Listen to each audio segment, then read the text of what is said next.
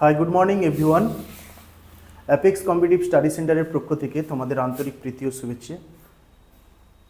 যারা এবছর ওয়েস্ট বেঙ্গল কনস্টেবলের জন্য প্রিপারেশন নিতে চাইছো, তাদের জন্য একটা গুরুত্বপূর্ণ নোটিফিকেশন।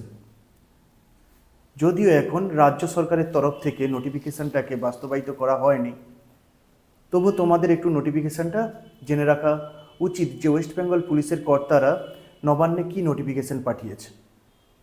ক্লিয়ার? দেখো তোমরা, ওয়েস্ট বেঙ্গল পদে নিয়োগে দ্রুত করতে চাইছেন রাজ্য পুলিশের কর্তারা। এর জন্য প্রাথমিক এবং মূল লিখিত পরীক্ষার বদলে একটি লিখিত পরীক্ষা করতে গত মাসে প্রস্তাব পাঠানো হয়েছে নবান্নে। ক্লিয়ার? তো এই জায়গাটা একটু খুবই গুরুত্বপূর্ণ, কারণ বিগত দিনে যে ওয়েস্ট বেঙ্গল কনস্টেবলের পদে নিয়োগ হতো, তার জন্য একটা থাকতো প্রিলিমিনারি এক্সামিনেশন।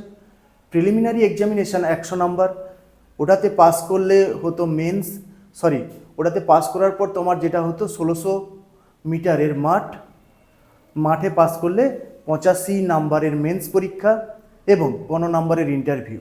অর্থাৎ দেখতে গেলে যে প্রসেস ছিল, প্রায় 2 বছর লেগে যেত একটি প্রসেস কমপ্লিট করতে।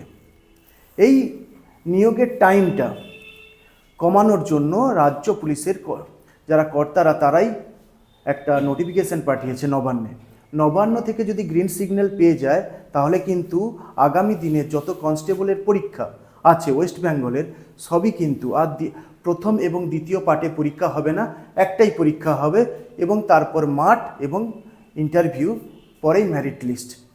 ঠিক আছে? তো নোটিফিকেশানটা দেওয়ার আমার মনে হচ্ছিল যে নোটিফিকেশানটা তোমাদের জানার দরকার, তাই আমাদের অ্যাপেক্স কম্পিটিটিভ স্টাডি সেন্টারের পক্ষ থেকে তোমাদের এই নোটিফিকেশানটা জানানো হয়েছে। যদি ভালো লাগে তো চ্যানেলটাকে লাইক, সাবস্ক্রাইব এবং বন্ধুদের মধ্যে এই নোটিফিকেশানটাকে শেয়ার করো, যারা তারাও এর সুফলটা পেতে পারে। ওকে, থ্যাংক ইউ।